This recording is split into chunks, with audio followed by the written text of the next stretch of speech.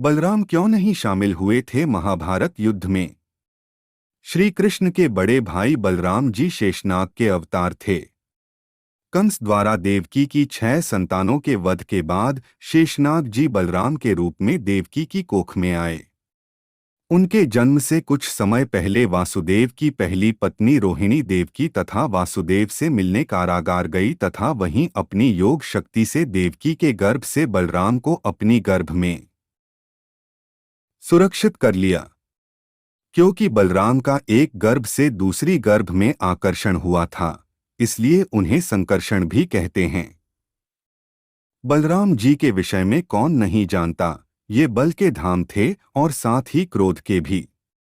जहां कृष्ण अपनी मुस्कान और शील स्वभाव के लिए प्रसिद्ध हैं, वहीं बलराम को उनके क्रोध के लिए जाना जाता है। वैसे भी वे नाग वंश के थे और नागवंशी क्रोधी स्वभाव के लिए जाने जाते हैं। यदुवंश के संहार के बाद इन्होंने समुद्र तट पर अपनी देह त्याग दी और अपने धाम लौट गए। बलराम की शक्ति जानते हुए जरासंध को बलराम ही अपने लायक प्रतिद्वंदी दिखाई देते थे, अन्य कोई नहीं। यदि कृष्ण जी की योजना भीम द्वारा जरासंध के वध की न होती तो बलराम ही जरासंध का वध कर चुके होते। किंतु इतने बलशाली होने पर भी उन्होंने महाभारत के युद्ध में न लड़ने का फैसला क्यों किया? क्या कारण था कि वे युद्ध करने के स्थान पर तीर्थ यात्रा पर चले गए? आइए जानते हैं इस लेख में। बलराम नहीं हुए सम्मिलित। महाभारत के युद्ध में सभी छोटे बड़े राज्यों से सैकड़ों राजाओं ने भाग लिया था। जहां एक तरफ कौरवों के साथ कृष्ण की नारायणी सेना सहित 11 अश्वरोहिणी सेना थी, वहीं पांडवों के पास केवल 8 अश्वरोहिणी सेना थी।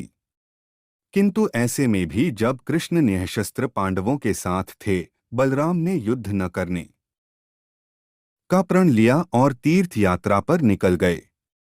और तो और उन्होंने कृष्ण को भी यही सुझाव दिया कि युद्ध में हिस्सा न ले, क्योंकि दोनों ही पक्ष हमारे संबंधी हैं और किसी एक का पक्ष लेना दूसरे के साथ अन्याय करना है। दोनों ही पक्ष अधर्म कर रहे हैं और इसमें यदि हम सम्मिलित हुए तो वह भी अधर्म होगा। दुर्योधन ने किया सेना का चयन, क्योंकि बलराम भैया दुर्योधन को वचन दे चुके थे कि वे और कृष्ण युद्ध में शस्त्र नहीं उठाएंगे, इसलिए कृष्ण जी ने भी उनके वचन का मान रखते हुए युद्ध में बिना शस्त्र के भाग लिया और अर्जुन के सारथी बन गए। उन्होंने भ्राता बलराम को भी समझा दिया कि धर्म स्थापित करने के लिए युद्ध का होना आवश्यक है। और रही संबंधों की बात, तो एक पक्ष सेना और एक पक्ष मुझे चुन ले। जब दुर्योधन को पता चला कृष्ण निःशस्त्र युद्ध भूमि में होने और दूसरी तरफ उनकी ताकतवर नारायणी सेना होगी, तो उसने सेना का ही चुनाव किया। किंतु श्री कृष्ण ने निहत्थे ही पांडव सेना को विजय दिलाई।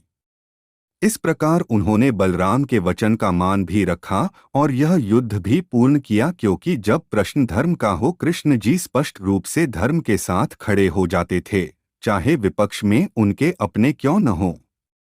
बलराम पहुंचे पांडवों की छावनी। महाभारत के ग्रंथ में एक घटना का वर्णन मिलता है, जिसमें युद्ध से पूर्व एक दिन दाऊ भैया पांडवों की छावनी में पहुंचे। उन्हें देख पांडव पक्ष में सभी लोग प्रसन्न हो गए। सबने उनका अभिवादन किया। सबका अभिवादन स्वीकार करके बलराम धर्मराज युधिष्ठिर के पास बैठे। सबको आशा थी कि उन्होंने अपना निर्णय बदल लिया होगा, किंतु बलराम में बड़े दुखी और व्यथित मन से कहा कि इस युद्ध में मुझे कोई रुचि नहीं है। सभी लोग आपस में लड़कर मूर्खता कर रहे हैं। मेरे लिए पांडव भी उतने ही प्रिय हैं जितने कि कौरव, इसलिए मैं इस युद्ध में भाग नहीं लूंगा। बलराम निकले तीर्थ यात्रा पर। बलराम ने कहा, अब जिस तरफ कृष्ण हो उसके विपक्ष में मैं कैसे जाऊं? भीम और दुर्योधन दोनों ने ही मुझसे गदा सीखी है। दोनों ही मेरे शिष्य हैं। दोनों पर मेरा एक जैसा स्नेह है। इन दोनों कुरुवंशियों को आपस में लड़ते देखकर मुझे अच्छा नहीं लगता। आठ मैं तीर्थ यात्रा पर जा रहा हूं। यह कहकर बलराम ने सबसे विदा ली और तीर्थ यात्रा पर निकल पड़े। वे युद्ध के अंतिम दिन कुरुक्षेत्र पहुंच गए थे तथा दुर्योधन और भीम का गदा युद्ध भी देखा, जिसमें कृष्ण ने भीम को इशारे से बता दिया कि दुर्योधन की जंघा पर वार करे। भीम ने ऐसा ही किया और दुर्योधन की मृत्यु हो गई। कृष्ण की इस बात से बलराम अत्यंत क्रोधित भी हुए थे, किंतु कृष्णा ने उन्हें अपने तर्क वितर्क से शांत कर दिया। जानिए क्यों हुआ युद्ध भगवान शिव और अर्जुन के मध्य। पांडव में युद्ध के बाद इंद्र ने अर्जुन को अपने सभी हथियार वरदान के रूप में देने का वादा किया था, ताकि शिव की प्रसन्नता के साथ युद्ध में उसका मिलान किया जा सके।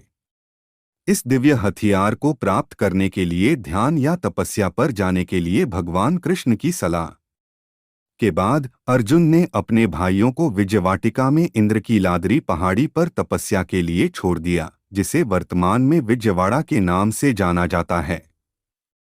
अर्जुन की तपस्या के बारे में जानने पर दुर्योधन ने अर्जुन को मारने के लिए एक राक्षस मुकासुर को भेजा। अर्जुन की पूजा को बाधित करने के लिए दानव मुकासुर ने जंगली सुअर का रूप धारण किया। यह जानने पर भगवान शिव एक शिकारी के रूप में वहां प्रकट हुए।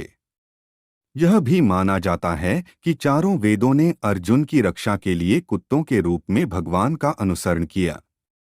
अर्जुन ने वराह पर बाण चलाकर उसे मार डाला।